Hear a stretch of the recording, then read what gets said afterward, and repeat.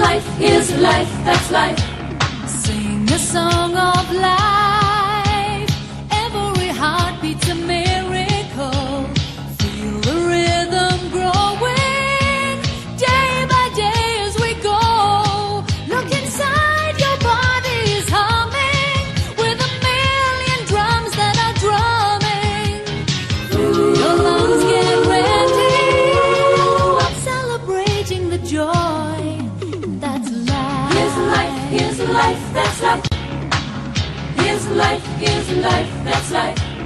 Everything is singing, living a piece of the melody. Smaller, bigger, begins, being a part of the whole. Holding hands, we are a chorus as we follow what's before us. It's harmony that binds us. Snappy song, happy song, that's life. Here's life, here's life, that's life. Here's life, here's life, here's life. Take the road to wonder, where the wise and the wherefores hide. Join us and discover, celebrating the joy that's life. Here's life, that's life. Here's life, here's life, that's life. That's life. Here's life, here's life, that's life. Here's life, here's life, that's life. Here's life, here's life.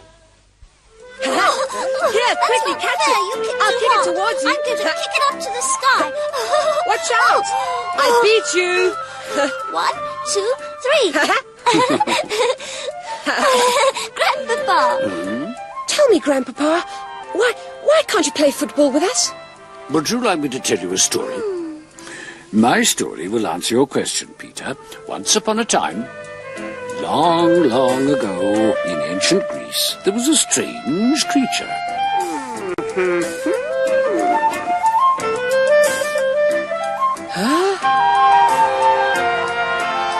I've never seen a beast like you before. A mixture of woman, lion, and eagle. What's your name? Take care, Oedipus. I am the one who asks the questions, and if you don't know the right answers, I shall eat you. I am the Sphinx. So that's who you are. Well, then ask me a riddle. You'll never eat me. Ha! What walks on 4 legs in the morning, 2 at noon, and 3 in the evening? An insect? A tortoise? A giraffe? No, that's not it. The stick. Well? A stick. It's a man, that's the answer. In the morning of his life, a baby crawls on all 4s. Then later he walks on 2 legs. And in the evening of his life, he walks with the help of a stick, a 3rd leg. That's right, isn't it?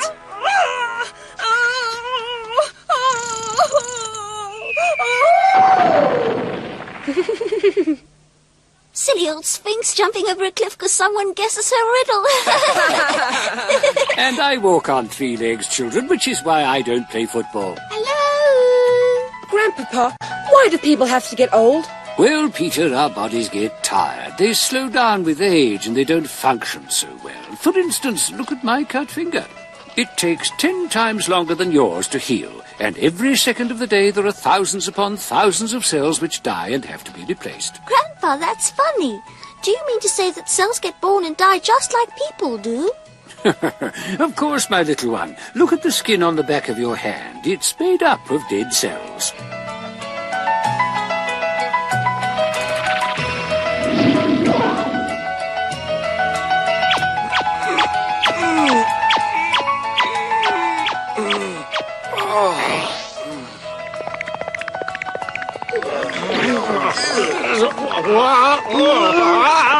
Excuse me. There's absolutely no need to be in such a tearing hurry, young man. Here. What goes up must come down, so they say. Just watch.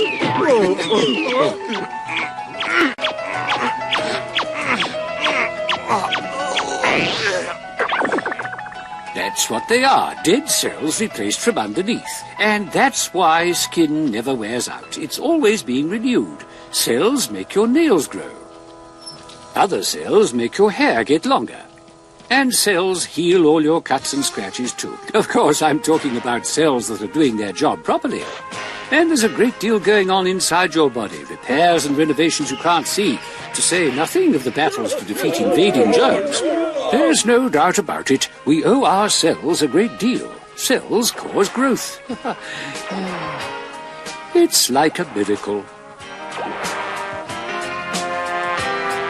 But, Grandpa, if cells are always being replaced, then there's no reason for anyone to get old, is there? You've got a short memory, haven't you? Remember I once told you that cells work more slowly as time goes by? They take longer to divide, and nerve cells die in their thousands each day without ever being replaced.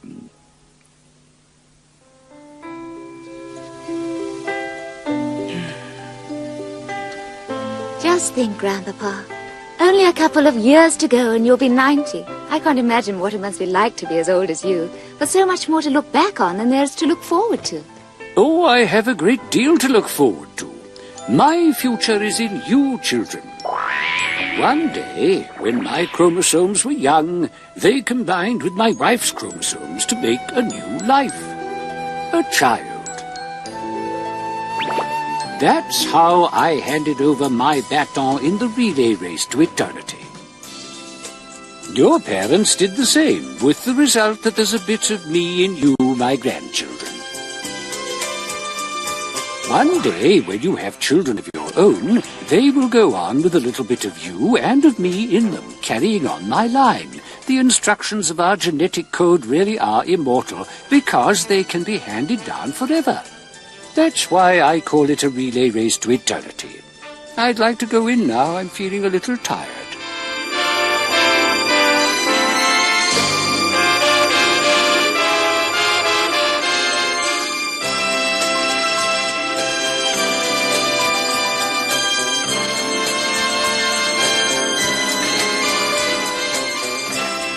This is beyond repair.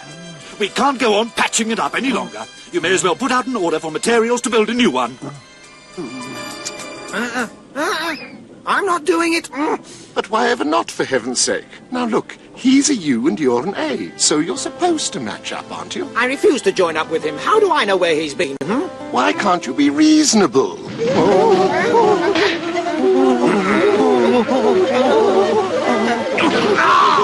What do we do now?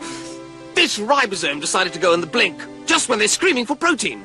Well, tough luck. I'm surprised. The whole thing hasn't blown up long before now anyway. This cell's going from bad to worse. Look what's happening, Chief. Things keep breaking down. Shouldn't we try to mend them or something? It's serious. What do you expect? We're getting old. We all succumb to old age in the end, you know. Even cells wear out eventually, the defense system too. No one's immune to old age.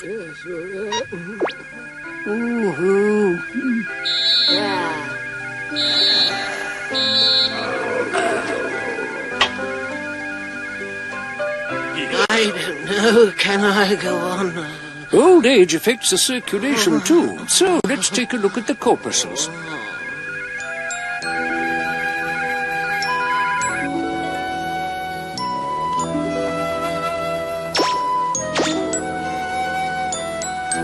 Look, old Professor Globus has called it a day.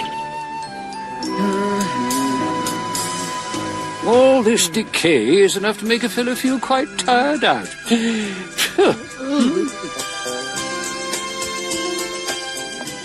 Daddy? Daddy, wake up. The children have come to pay you a little visit.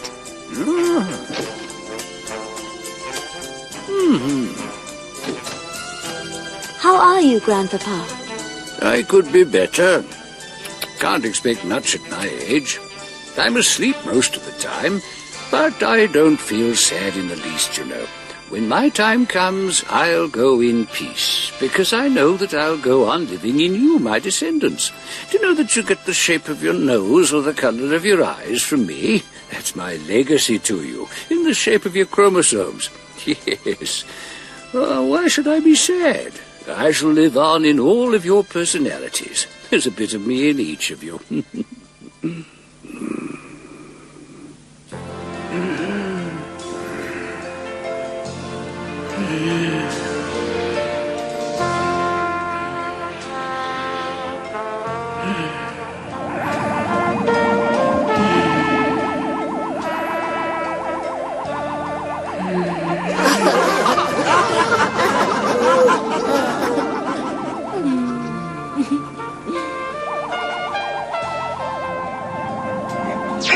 us a leg up.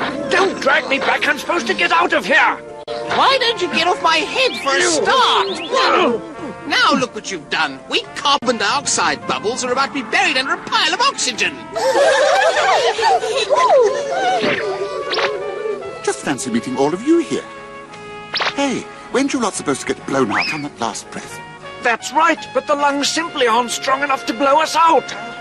We won't get out now. Now where has that child of mine got to? Lighter, where are you?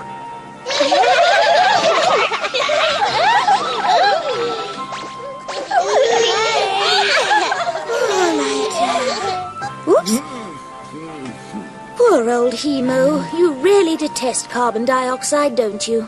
And yet you just can't get rid of it. It seems such a shame. Even the heart is slowing down.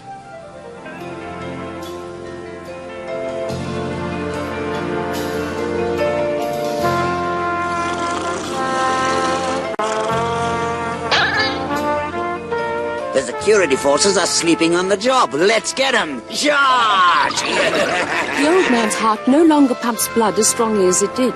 The heart valves are getting leaky.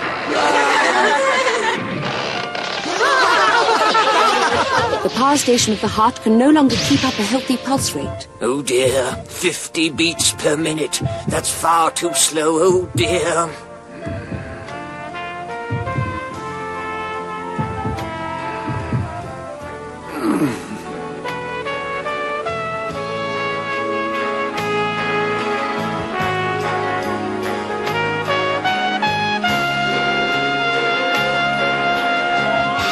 Oxygen supply to the brain is simply not enough. We'll have to speed up the rate of breathing and the heartbeat. Hurry, this is urgent. Hurry up. Oh, I've got an urgent message for the heart. It's from the brain. Here. Increase the heartbeat from 50 to 65 beats per minute. But we're down to 40 already. It just won't work. The heart isn't getting enough oxygen to make it beat any faster. We're done for if the heartbeat won't accelerate. Ha. Oh, hurry up, Speedy. Take this to the heart immediately. Okay, I'm on my way, but I might not arrive. I'm utterly worn out. Uh-oh, the nerve signals are not getting through. Oh, this is the end. I'm long overdue for retirement anyway. That's it.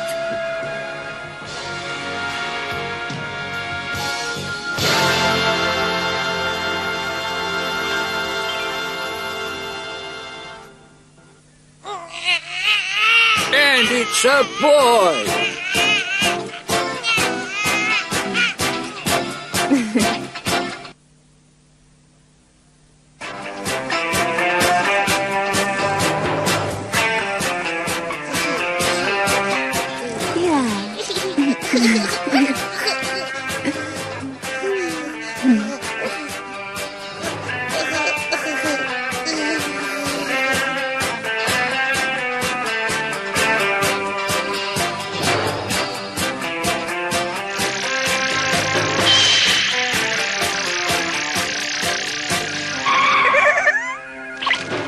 There's something yellow showing on the left.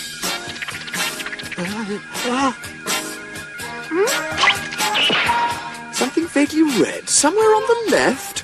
Sort of red, sort of on the left. I can't use information like that. It's far too vague. I require much, much more precision in sensory data. Well, pass on the signals anyway. They'll learn in time.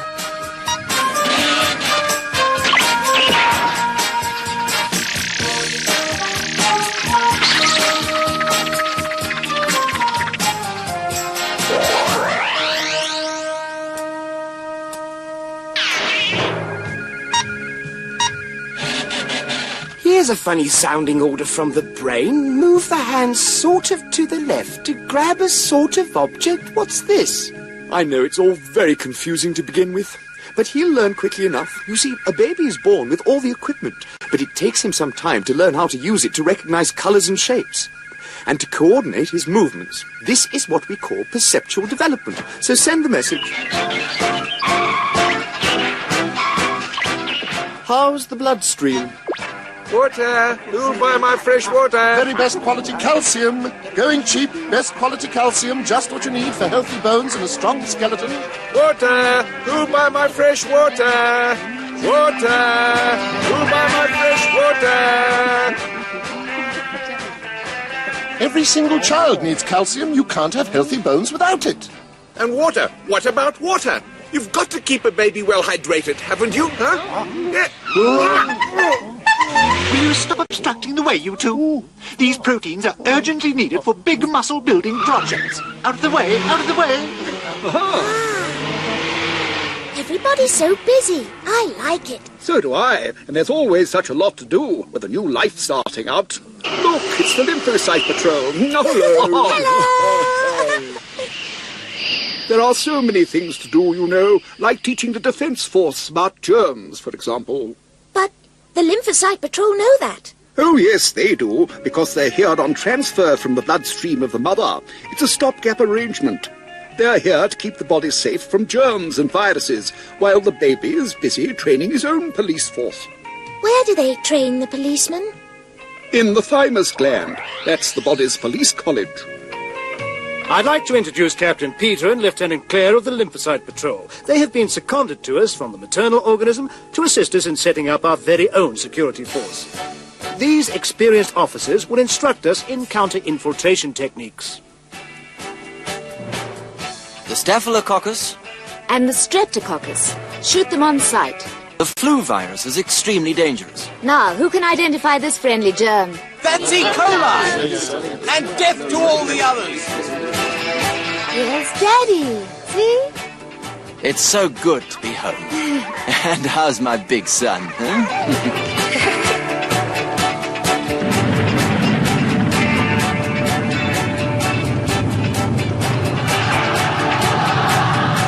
Dad, I want to be an astronaut when I grow older.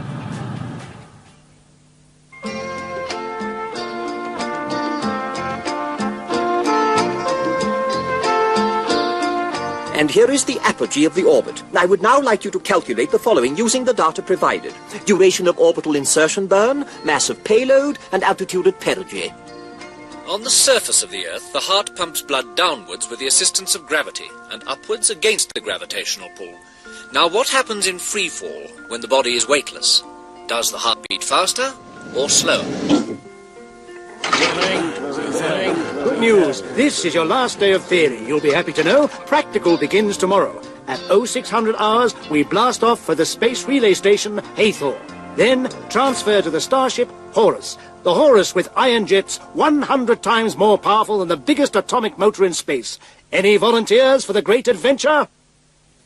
7, 6, 5, 4, 3. Well, at first 2, I thought it was an earthquake, 1, but it was only a muscle contraction. 0. Something's wrong. Why should I feel so heavy?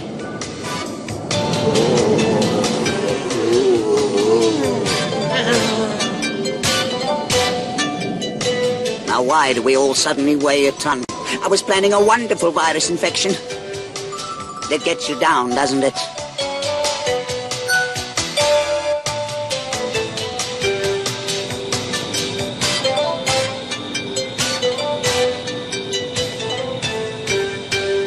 Normal atmospheric pressure is now restored in the cabin. Exercise caution in releasing straps, as we shall shortly be in zero gravity. When the motor stops burning, we shall be in orbit. Cutting thrust to 0, now! First I thought I was a lump of lead. Now I can float like a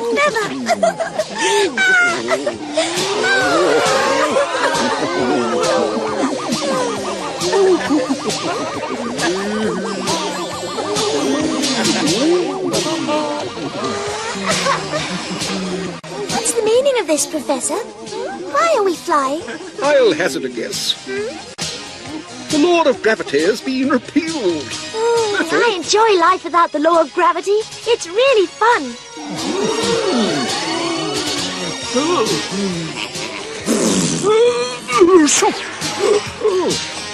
Pressure is now 1 atmosphere.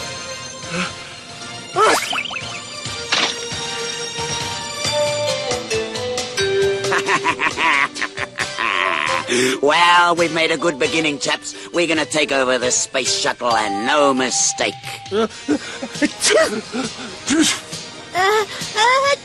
Goodness me, you've got a cold, and that could be very serious. We have a virus on board, even though the cabin was disinfected before blast-off. We must act without delay. Firstly, to tackle the virus inside, a dose of alpha interferon to activate your bodily defenses. Secondly, get into your spacesuits. Opening airlock now.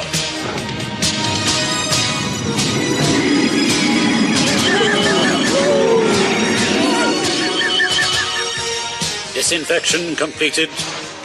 Air pressure is restored to 1 atmosphere.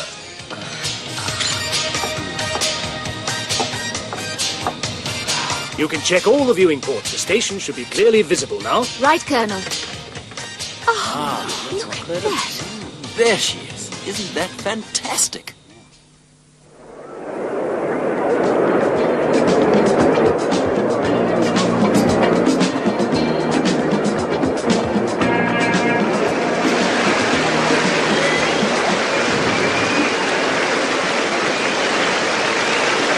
Professor Maestro needs no introduction. He's the leading scientist of our century and the leader of our latest expedition. Here you are at last, the members of 200 carefully selected families who will take part in man's greatest adventure, the exploration of interstellar space. And I'm proud of the fact that men are going to the stars, not robots or computers. In the early years of the 21st century, there were great strides made in the field of genetic engineering.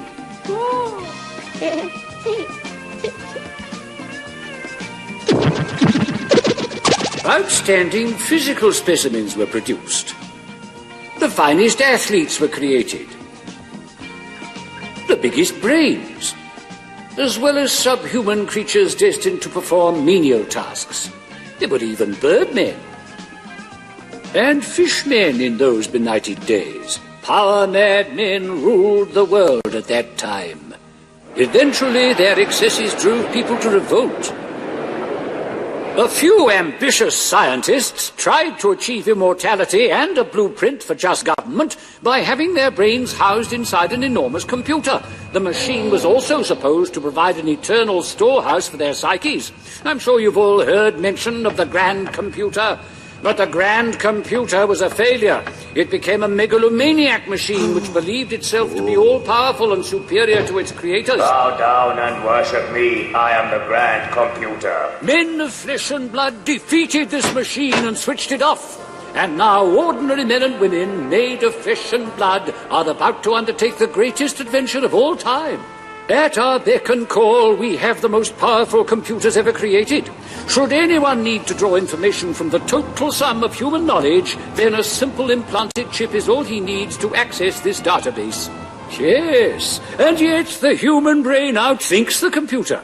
And we ordinary mortals with our puny lifespan of 100 years at most, we shall explore the stars, explore eternity. Our starship, with its ion jet propulsion, is incredibly fast. However, even if we could touch the speed of light, which is 300,000 kilometers per second, it would take us 250,000 years to cross our own galaxy. And 10 times longer to voyage to Andromeda, our nearest galactic neighbor. This means that it will take maybe 100, maybe 1,000 years to explore only a few of the solar systems in the Milky Way, looking for a habitable planet. Of course, none of us will live to see that day. No, the discovery will be made by the remote descendants of the people in this hall. And on that day, humanity will have taken a gigantic leap forward. Eventually, stately space liners will link Earth to her new colony. On that day, our species shall become the leading light of the space lanes. And on that distant day, lost to us in the furthest reaches of the future, the day when our children set foot on a new planet, we shall be with them.